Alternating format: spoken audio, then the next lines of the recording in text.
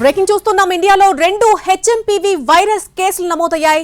బెంగళూరులోనే 2 కేసులు కూడా నమోదయ్యాయి. 8 నెలల చిన్నారికి 3 నెలల మరొక చిన్నారికి ఈ వైరస్ సోకినట్టుగా గుర్తించారు డాక్టర్లు.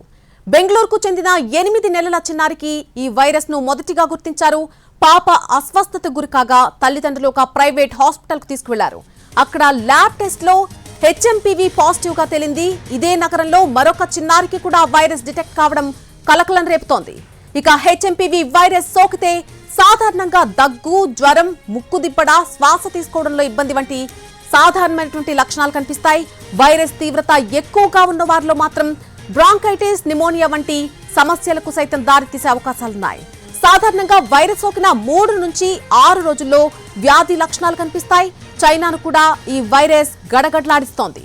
హాస్పిటల్స్ అన్ని కూడా పూర్తిగా నిండిపోయాయి. అక్కడ ఇండియాలో 2 హెచ్ఎంపీవీ వైరస్ కేసులు నమోదైనట్టుగా మనకి బ్రేకింగ్ అందుతోంది. బెంగళూరులోనే ఈ 2 కేసులు కూడా నమోదయ్యాయి.